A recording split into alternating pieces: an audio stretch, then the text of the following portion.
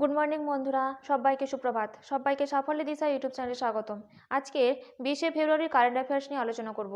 তোমরা প্রথম থেকে শেষ পর্যন্ত ক্লাসটা করো এবং ক্লাসটা ভালো লাগলে অবশ্যই লাইক করে দিও এবং চ্যানেলটিকে সাবস্ক্রাইব করে নিও এবং বন্ধুদের মধ্যেও শেয়ার করে দিও। তাহলে আপকামিং কম্পিটিটিভ এক্সামগুলোতে কারেন্ট অ্যাফেয়ার্স নিয়ে যেমন কোনো সমস্যা থাকবে না, তেমন তারা নিত্য নতুন সাম্প্রতিক ঘটনা সম্পর্কেও জানতে পারবে। তাহলে শুরু করা যাক আজকের ক্লাস। আজকের ক্লাসের ফার্স্ট কারেন্ট অ্যাফেয়ার্স হলো, কোন রাজ্য সরকার সম্প্রতি স্বয়ং প্রকল্প চালু করেছে? এর উত্তর হবে ওড়িশা। এই ওড়িশা রাজ্য সরকার সম্প্রতি স্বয়ং প্রকল্প চালু করেছে। এই সম্পর্কে জেনে নেব। ওড়িশা রাজ্য সরকার নতুন সরকারি প্রকল্প স্বয়ং এর অধীনে রাজ্যের যুবকদের 1,00,000 টাকা পর্যন্ত সুদমুক্ত ঋণ দেওয়ার সিদ্ধান্ত নিয়েছে। এই প্রকল্পের পুরো খরচ রাজ্য সরকার বহন করবে এবং এই প্রকল্পের অধীনে 18 থেকে 35 বছরের মধ্যে রাজ্যের যুবকরা এই প্রকল্পের আওতাভুক্ত হবেন। এই আওতায় 2 বছরে খরচ হবে 672 কোটি টাকা। নেক্সট, জানুয়ারি 2024 এই মাসের জন্য আইসিসি মহিলাদের প্লেয়ার অব দি মান্থ পুরস্কার কে জিতেছে? এর উত্তর হবে এনি হান্টার। এই এনি হান্টার 2024 সালে জানুয়ারি মাসের জন্য আইসিসি মহিলাদের প্লেয়ার অব দি মান্থ পুরস্কার জিতেছে। নেক্সট, জানুয়ারি মাসে অর্থাৎ 2024 আইসিসি পুরুষদের প্লেয়ার অব দি মান্থ পুরস্কার কে জিতেছে? এর উত্তর হবে সামার জোসেফ। এই সামার জোসেফ 2024 সালে জানুয়ারি মাসের জন্য আইসিসি পুরুষদের প্লেয়ার অব দি মান্থ পুরস্কার জিতেছেন।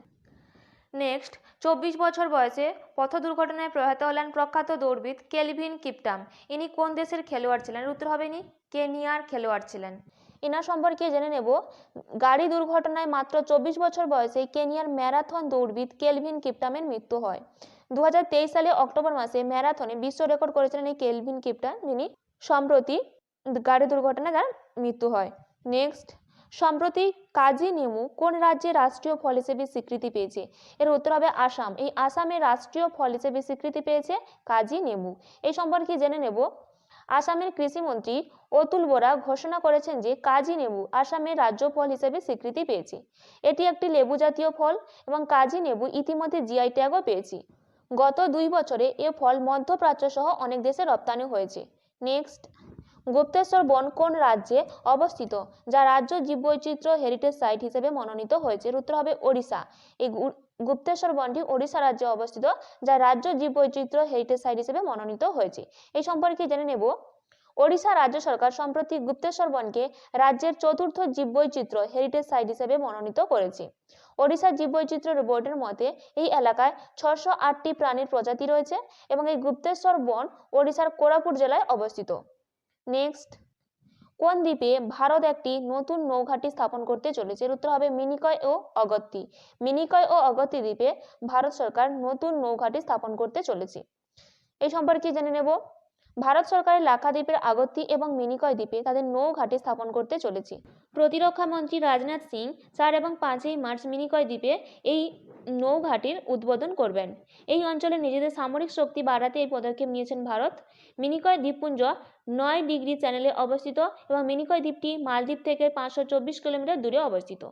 নেক্সট, সম্প্রতি কোন রাজ্যে কেমরা ভ্যালি রেলওয়ে স্টেশনের ভিত্তিপ্রস্তর স্থাপন করা হয়েছে? এর উত্তর হবে তেলেঙ্গানাতে। তেলেঙ্গানাতে সম্প্রতি কেমরা ভ্যালি রেলওয়ে স্টেশনের ভিত্তিপ্রস্তর স্থাপন করা হয়েছে। এই সম্পর্কে জেনে নেব।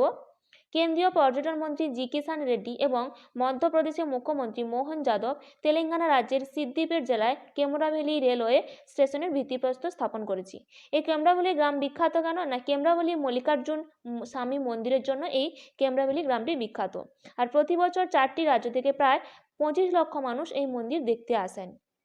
নেক্সট, ইউনাইটেড ওয়ার্ল্ড রেসলিং সম্প্রতি কোন দেশের রেসলিং ফেডারেশনের স্থগিতাদেশ প্রত্যাহার করেছে? এর উত্তর হবে ভারত। এই সম্পর্কে জেনে নেব। ইউনাইটেড ওয়ার্ল্ড রেসলিং সম্প্রতি ভারতের রেসলিং ফেডারেশনের স্থগিতাদেশ তুলে নিয়েছেন অবিলম্বে। ইউনাইটেড ওয়ার্ল্ড রেসলিং গত বছরে 23 আগস্ট WFI সাময়িকভাবে স্থগিত করেছিল কারণ রেসলিং ফেডারেশন সময় মতো নির্বাচন করতে ব্যর্থ হয়েছিল। এই ইউনাইটেড ওয়ার্ল্ড রেসলিং হল কুস্তি খেলার আন্তর্জাতিক নিয়ন্ত্রক সংস্থা। নেক্সট এবং আজকের ক্লাসের লাস্ট কারেন্ট অ্যাফেয়ার্স হলো, উত্তম দুর্যোগ ব্যবস্থাপনার জন্য উত্তরপ্রদেশ সরকার কার সাথে একটি চুক্তি করার সিদ্ধান্ত নিয়েছে? উত্তর হবে আইআইটি রুরকি। এই আইআইটি রুরকির সঙ্গে উত্তম দুর্যোগ ব্যবস্থাপনার জন্য উত্তরপ্রদেশ সরকার একটি চুক্তি করার সিদ্ধান্ত নিয়েছে। এই সম্পর্কে জেনে নেব। উত্তরপ্রদেশ সরকার রাজ্যে আরও ভালো দুর্যোগ ব্যবস্থাপনার জন্য আইআইটি রুরকির সাথে মৌচুক্তি স্বাক্ষর করবে। রিলিফ কমিশনার অফিস এবং আইআইটি রুড়কির মধ্যে এই মৌখিক চুক্তিটি স্বাক্ষরিত হবে। এর উদ্দেশ্য হলো হতাহতের সংখ্যা হ্রাস করা এবং দুর্যোগের আগে মানুষকে নিরাপদ স্থানে স্থানান্তরিত করা। এই ছিল আজকের দিনে গুরুত্বপূর্ণ 10টি কারেন্ট অ্যাফেয়ার্স। এইরকম গুরুত্বপূর্ণ 10টি কারেন্ট অ্যাফেয়ার্স পেতে অবশ্যই সাফল্য দিশা ইউটিউব চ্যানেলটিকে সাবস্ক্রাইব করে নিও। আজকের ক্লাসটা এই পর্যন্ত।